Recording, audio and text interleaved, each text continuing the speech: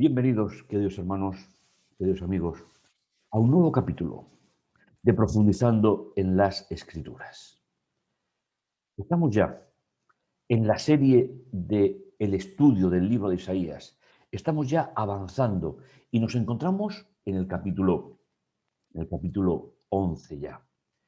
Sabéis que la serie llegará hasta el 13 y empezaremos una nueva serie. El título general de la serie ha sido Consolaos, pueblo mío.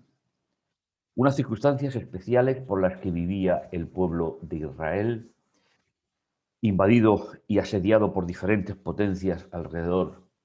Y el profeta manda un mensaje, en la parte que estamos estudiando, un mensaje de profunda esperanza.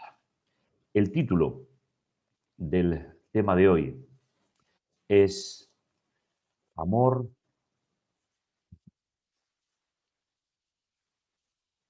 Durante el programa de hoy analizaremos sobre todo las consecuencias de haber presentado la obra del Mesías en el capítulo que hemos estado viendo en el anterior, capítulo 53, parte del 52, y cómo en la solución del pecado a nivel de la humanidad se ha resuelto, quedó resuelto con la resurrección de Jesús. A partir de ahí, esa esperanza que el pueblo tenía en que viniera un Mesías de verdad, el Mesías por excelencia, se esperaba que la vida del pueblo cambiase de tal manera que se convirtieran de nuevo en el pueblo de la alianza, que se convirtieran de nuevo en ese pueblo que, llevando el mensaje de Dios de salvación al mundo, se hicieran trascendentes entre los pueblos de alrededor, porque el mensaje que lleva ese pueblo viene directamente de Dios, no viene de ningún ser humano. El texto para recordar se encuentra en Isaías 58, versículo 10. Si das tu pan al hambriento y sacias el estómago del indigente, surgirá tu luz en las tinieblas y tu oscuridad se volverá mediodía. Es decir, si nos ocupamos de los que necesitan realmente la oscuridad de nuestra vida, se convertirá en ese momento en el cual el sol está más alto a nuestro alrededor. El texto nos va a ir hablando de cuáles son las consecuencias de aceptar al Mesías y cómo se transforma la vida del pueblo o cómo se debía de haber transformado esa vida del pueblo para que Dios pudiera ayudar a los demás a través de la misión de ese pueblo. No es que partas tu pan con el hambriento. Irónicamente, la historia muestra que el Señor tiene un proyecto para la humanidad, pero ese proyecto, a la hora de ponerlo en práctica, realmente en práctica, socialmente, tiene muchísimas dificultades en la vida diaria. Comencemos el itinerario. El primer punto tiene que ver con comprar algo que es gratis. Esa es la idea fundamental de Isaías capítulo 55, versículo del 1 al 7. Nos decía el capítulo anterior que sobre él, el Mesías, fue cargado el pecado de la humanidad. Hicimos la diferencia entre pecado de la humanidad y pecado individual. Dios ha hecho todo lo que tiene que hacer, haciéndose hombre, viviendo en nuestros caminos, viviendo en nuestras casas, sudando, pasando hambre, llorando, para que la paz llegue definitivamente al corazón del ser humano. Y ese es el proyecto de Dios. ¿Cómo se transforma la vida del creyente? Dice Isaías capítulo 55 del 1 al 7. Atención, sedientos, acudid por agua. También los que no tenéis dinero, venid, comprar trigo, comed sin pagar, vino y leche gratis. ¿Por qué gastáis dinero en lo que no alimenta y el salario en lo que no da hartura? Escuchadme atentos y comeréis bien. Tendréis sabor platos con sustancia. Prestad oído. Venid a mí. Escuchadme y viviréis. Sellaré con vosotros una alianza perpetua. Qué maravilloso es cuando Dios no actúa como actuamos los seres humanos. Dios no actúa acción-reacción. Simplemente Dios actúa como un propósito. Porque ama a la humanidad. Porque ama de toda su creación a la parte más débil por la entrada del pecado. La alianza perpetua, la alianza para siempre, es el modo en el cual Dios sigue relacionándose con su pueblo. Y ahora espera que por el bien propio y por el bien de la sociedad, su pueblo, el pueblo de la alianza, sea la mano derecha de Dios en una sociedad que sufre. A él lo hice mi testigo, habla de David, para los pueblos, caudillos y soberano de naciones. Tú llamarás un pueblo desconocido, un pueblo que no te conocía, correrá hacia ti. Por el Señor tu Dios, por el Santo de Israel, que te da prestigio. Buscad al Señor mientras se deje encontrar. Invocad mientras esté cerca. Que el malvado abandone su camino y el criminal sus planes. Que regrese al Señor y se apellará a nuestro Dios, que es rico en perdón. Desde luego, en esta sección se presenta sin ninguna duda todo un proyecto de Dios para el hombre. Y la salvación está conseguida, o en la época de Isaías es presentada como un proyecto que vendría con el Mesías. ¿Cuál tiene que ser la respuesta del ser humano? El compromiso social. Pero no como un residuo de una vida religiosa, sino como el centro de esa vida religiosa. Buscad a Dios mientras sea posible, mientras que el Señor esté accesible, que siempre lo está, porque Dios nunca se separa del ser humano, pero estaréis de acuerdo conmigo, que cuando yo no quiero que el Señor me dirija, el Señor no puede. Y en la Biblia se presentan siempre dos caminos, el camino propio del ser humano y el camino de Dios para la humanidad. Hemos leído en el texto que Isaías hace o transmite de parte de Dios sin dinero y sin precio. Y además aclara la cuestión. Isaías hace un llamado especial a los que acepten el perdón de forma libre. Esa es la parte fundamental, de forma práctica, de aceptar la muerte y sobre todo la resurrección del Mesías. La palabra comprar enfatiza que lo que Dios les ofrece a las personas para satisfacer sus necesidades y sus deseos es valioso. Pero por contraste, lo que está presentando es recibirlo de forma gratuita.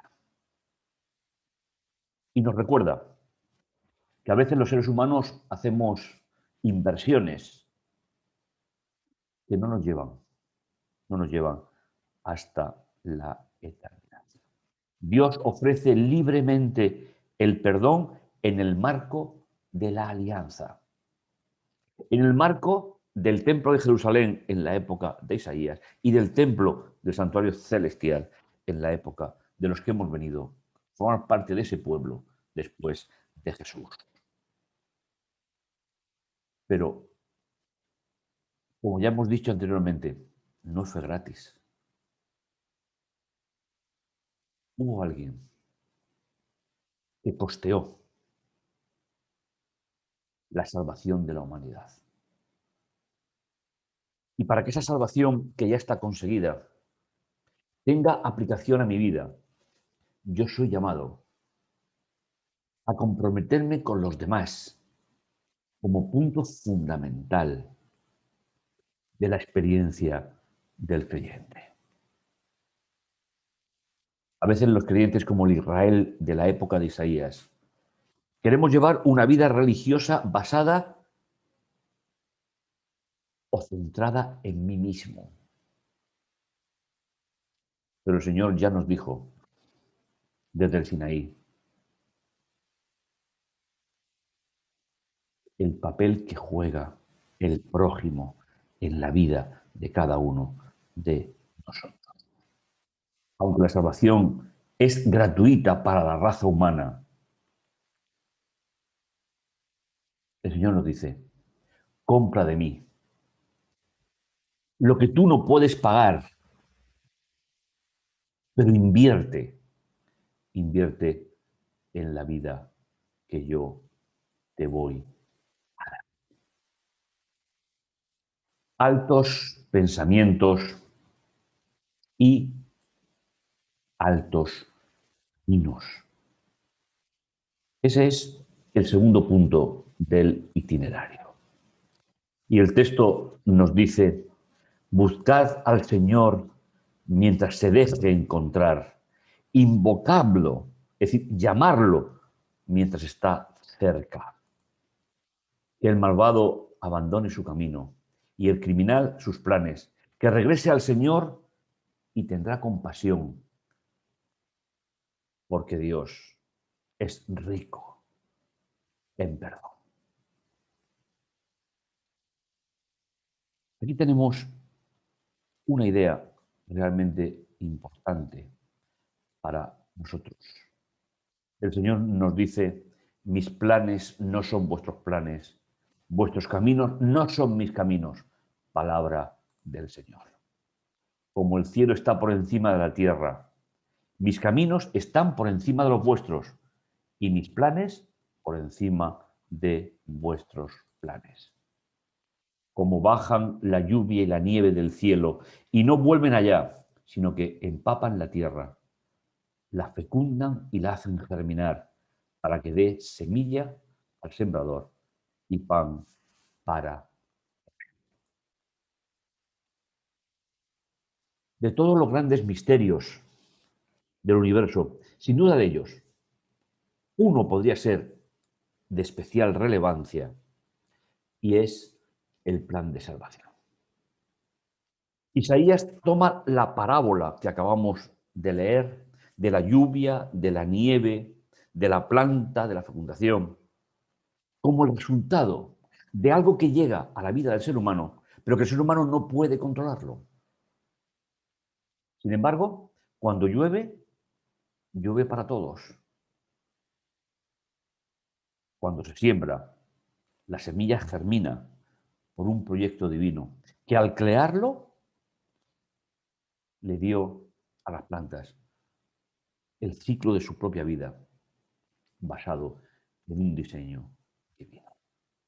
El llamado, el llamado es que el creador del universo se rebaja a revestirse de humanidad, de llevar una vida de sufrimiento, de trabajo duro, solo para entregar su vida en favor de la humanidad como el cordero que fue sacrificado sobre el altar definitivo y para siempre.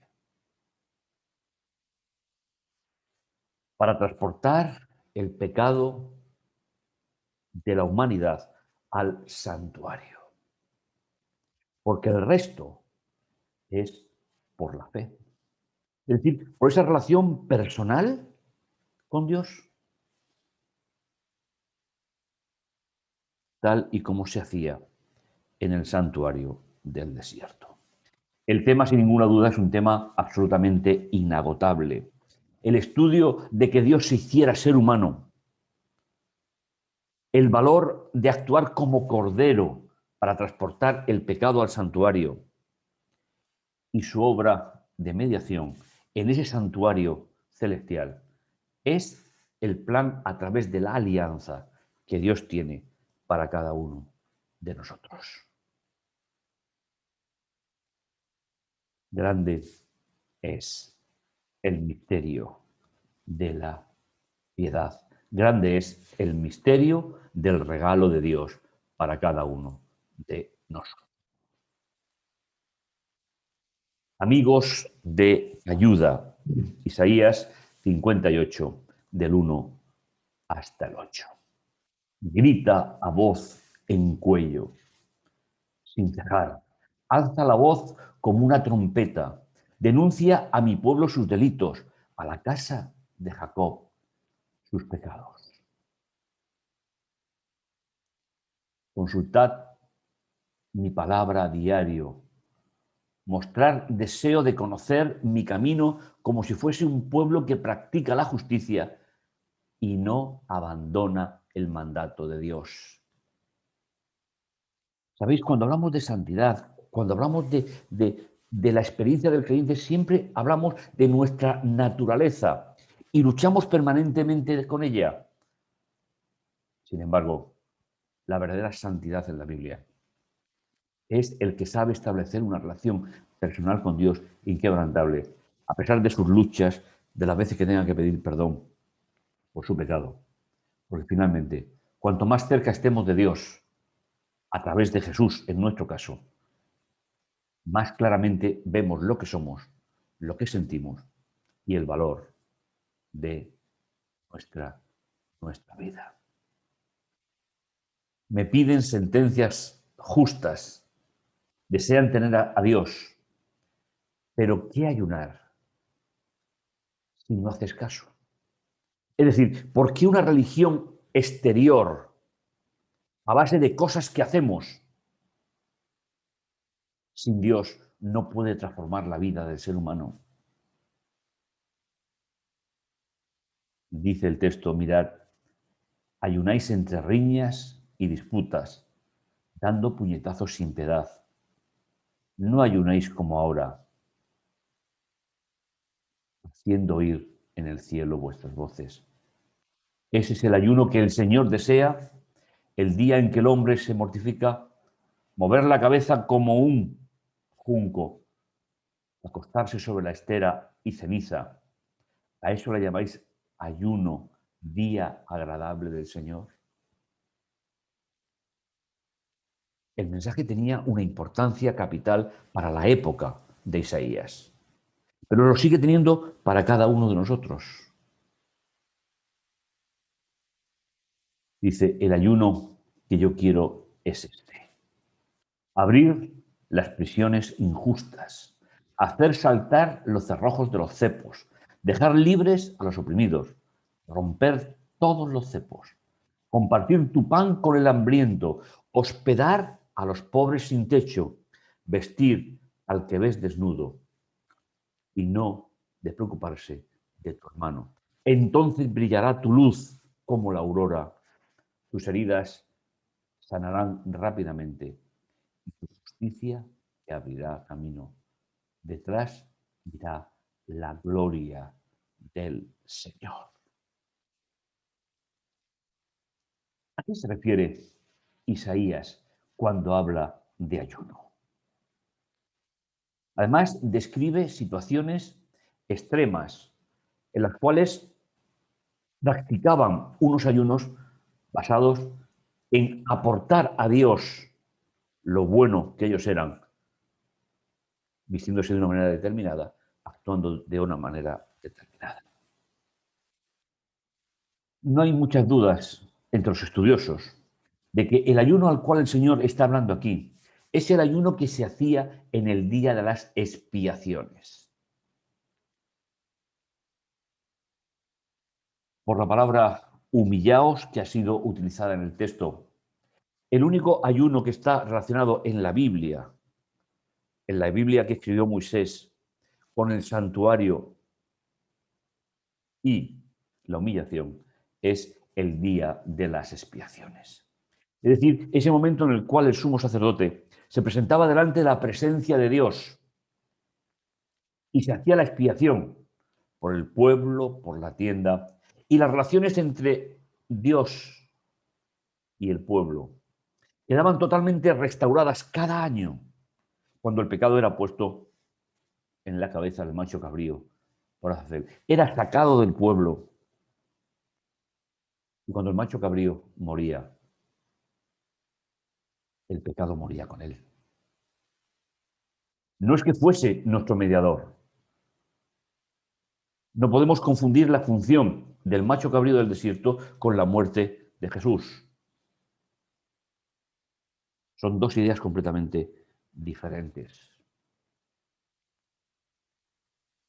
Jesús es el único que puede reconciliar al hombre con Dios.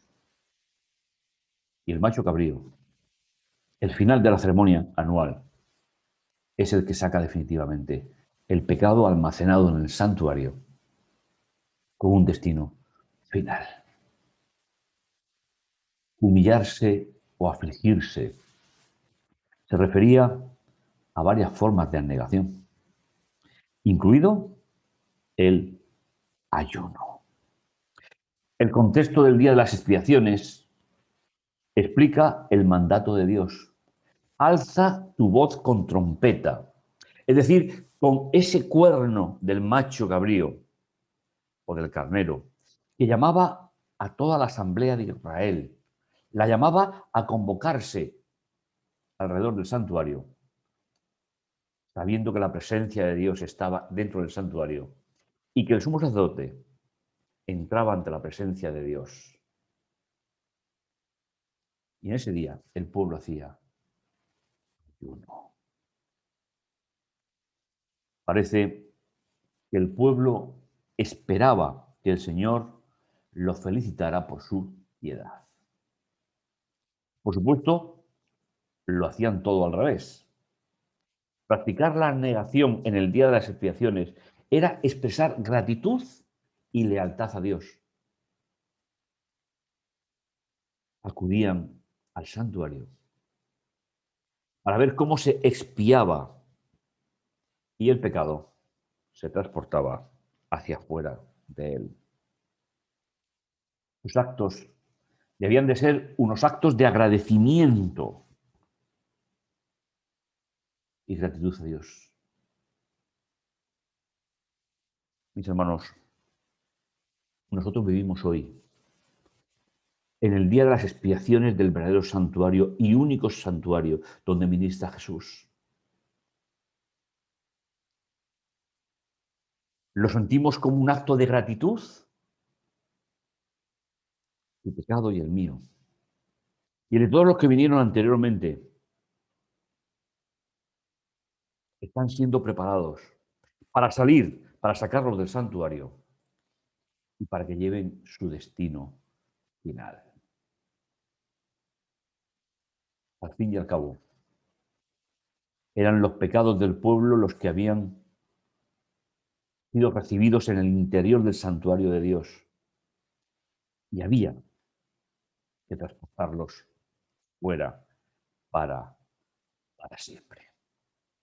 Por eso el Señor dice, si hacéis ayuno, pero no entendéis el significado, sin duda alguna, no podrían disfrutar de ese gran regalo de Dios. Entonces llamará al Señor y te responderá, pedirá auxilio y te dirá, aquí estoy. Si destierras de ti los cepos y el señalar con dedo o ser malo, si das tu pan al hambriento y sacias el estómago del indigente, seguirá tu luz en las tinieblas, tu oscuridad te volverá como el sol en lo más alto al mediodía. El Señor será tu guía siempre. En el desierto saciará tu hambre, harás fuerte tus huesos, serás un huerto bien regado, un manantial de agua cuya vena nunca engaña. Reconstruirás viejas ruinas, levantarás sobre los cimientos de antaño, te llamarán tapiador de brechas, restaurador de cosas en ruina. ¿Cuáles son, mis hermanos? ¿Cuáles son los actos? Los únicos actos que dignifican al ser humano en el regalo de Dios. ¿Qué es más fácil? Sería una pregunta para contestar. Saltarse algunas comidas haciendo el ayuno o usar tu tiempo, tus talentos, tus riquezas para alimentar a los que están sin techo.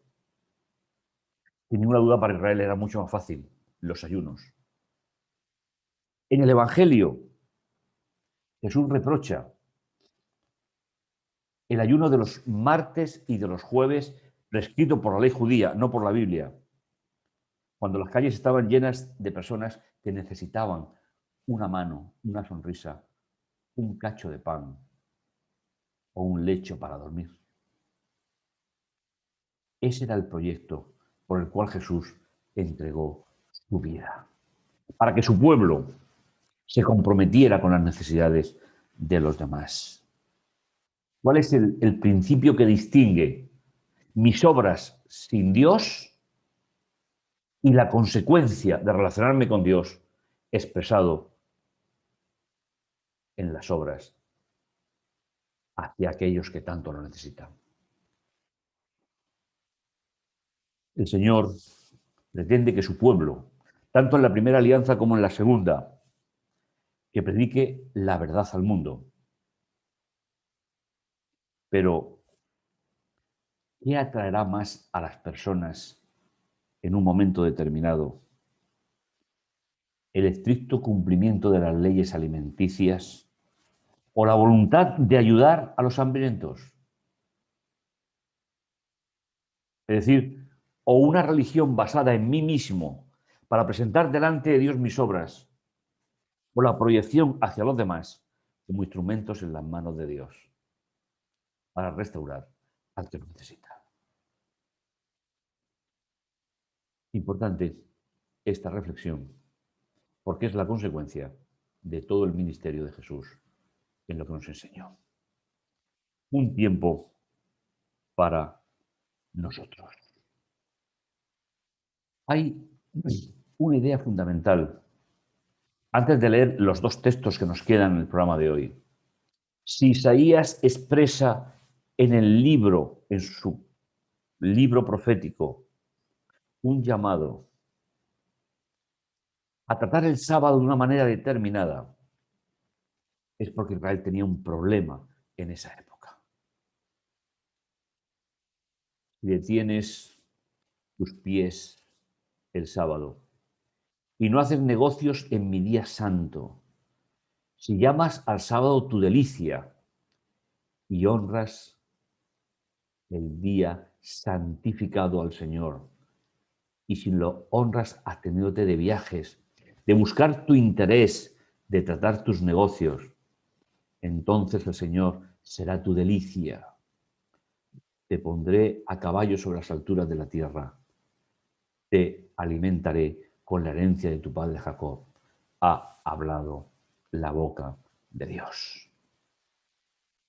Desde el principio, Cuando Dios creó el sábado y después lo recordó en el Sinaí,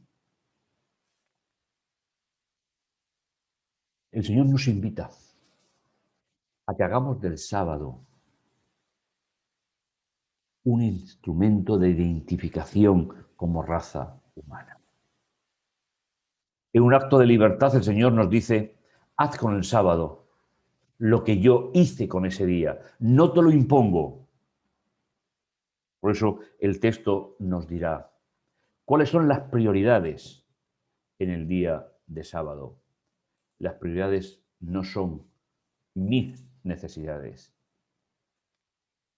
Las prioridades son que a través de ese día maravilloso yo sepa que formo parte de una raza creada por Dios y de una raza que va a ser redimida y restaurada por la obra del verdadero Mesías, como hemos estado hablando. No es fácil contestar a la pregunta ¿qué se puede o qué no se puede hacer el sábado?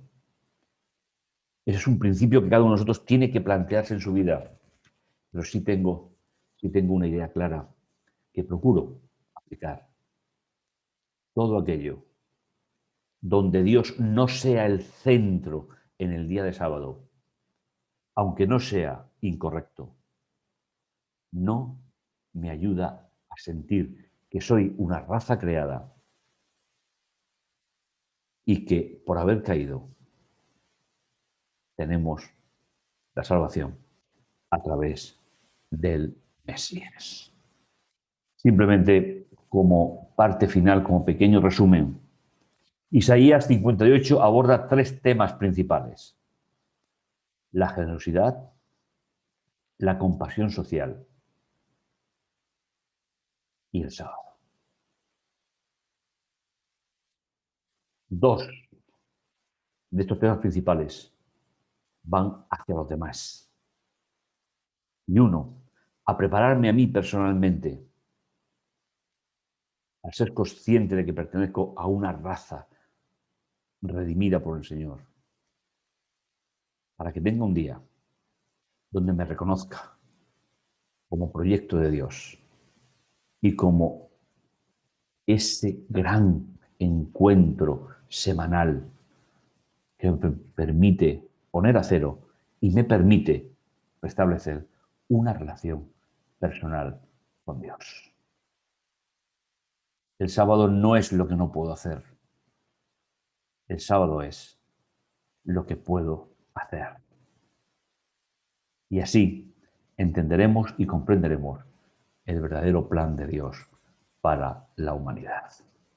Seguiremos con nuestro proyecto, seguiremos adelante y seguiremos desarrollando esa gran promesa de Dios a través del libro de Isaías que viene después de presentar al Mesías.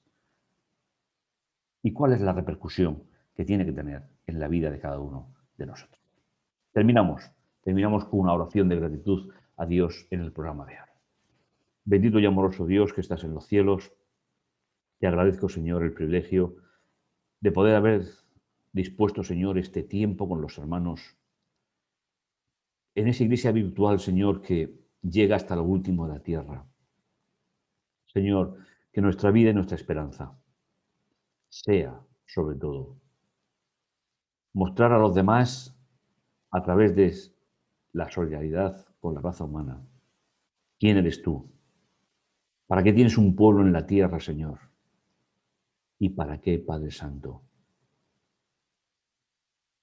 Tú has hecho todo lo que has hecho para redimir a esta raza. Nuestro compromiso, Señor, social sea grande, importante, para que los demás piensen y vean que tú estás en el corazón de cada uno de nosotros.